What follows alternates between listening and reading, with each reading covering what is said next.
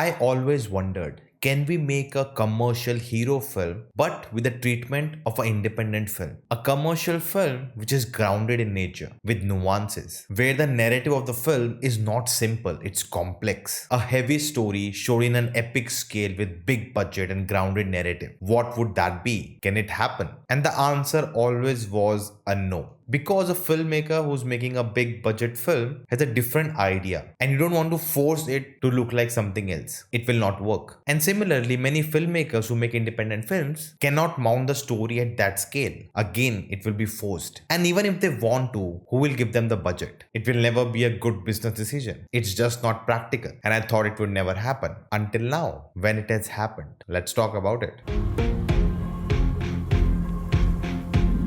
Hello guys, I'm Nona Prince and today we're talking about the latest Tamil film Captain Miller, directed by Arun Matheswaran, who previously has made Rocky and Sani Kaidam, just two film old director, and has pulled off something incredible. It stars Dhanush and it was supposed to be his big epic pan-India action film in a time where every hero is doing one. Now when the trailer came out, it was just fantastic and the film lived up to it.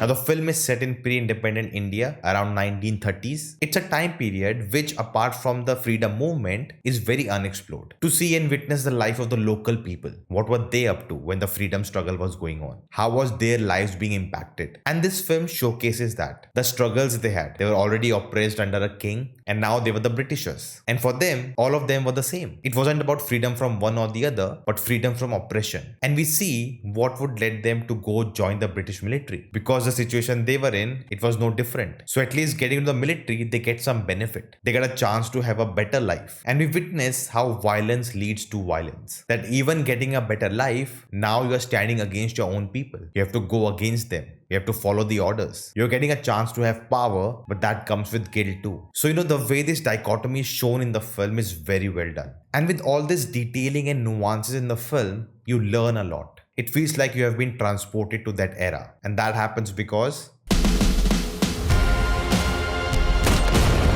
the world this film was able to build. It's just epic, and just from the visuals itself, the way the film is shot. I don't know how much VFX or CGI has been used, but you don't see it at all. There's no feeling of a set extension. There's no feeling of a set. You feel like you are watching the whole world. Why? Because you're getting a wide shots. You see the whole place, you see the whole village, you see the whole temple. There's no cost cutting. They went to real locations to shoot, and that adds so much life to this world. All the action, the blast, it's all practical. You feel it. You witness the vastness of this world. And all of this makes you believe in this world. It makes it look real. And it's not an easy job at all. It's very hard to find such locations, to go there and shoot. It's not easy. It's very easy to shoot in a studio where you can control everything. But to go out, it's a different ball game altogether. So it's not just about the money, but the passion to do it. You're taking the hard way to accomplish what you want to, and that shows in the film. You get the reward. And this is where some films lack. There can be any number of reasons why every film cannot do this. But because this film does it and it translates to the screen, it's an achievement for them. The set design, the costuming, the makeup, even the casting of the British actors. It is one of the biggest criticism in most Indian films. In Indian cinema, we have a history of just getting anyone who doesn't even have an acting background and make them act in our films. But here you can see they got good trained actors to perform those scenes, even if they were so small, because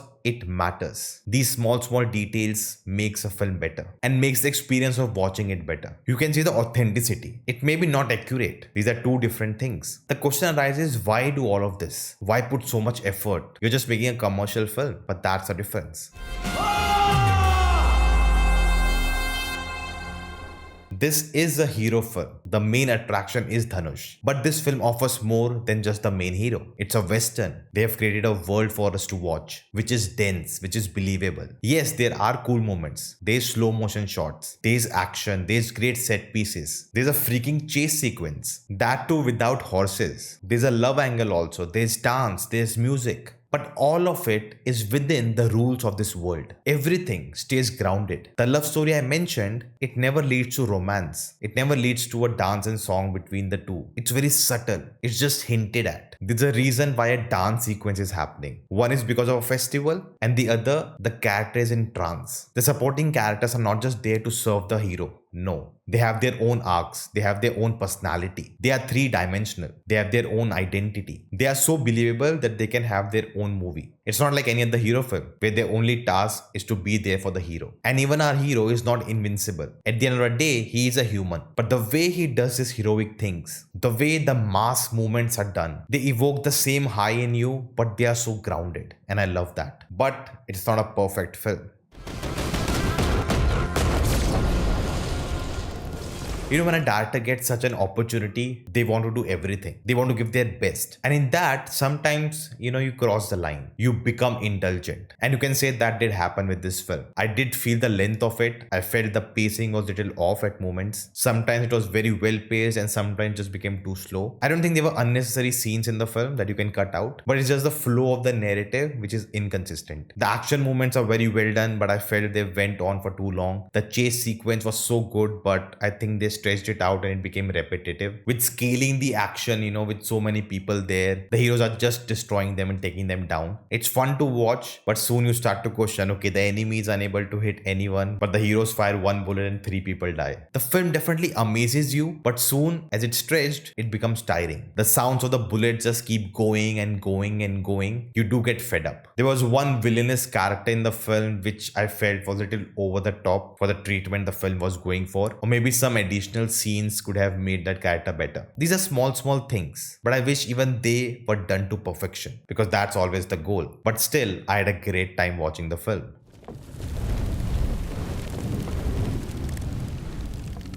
At the end, I'm really happy to see the marriage of a commercial cinema with the treatment of an independent film, because it's very hard to make it work, and this film does it. And I wish this becomes a trend going ahead. But I also know it's not easy to get and there will be a lot of failures too. But I'm sure this film will give a lot of people confidence, especially Arun Matheswaran himself, because he wants to now do a trilogy on this. And the last scene of the film hints at that. And cannot wait to see that. Now, this film was one of my most anticipated film of the year. And in this video, I talk about the other films which I'm really looking forward to, and most of them are from the South. Check it out. What do you think? Definitely let me in the comments, and I will see you next time.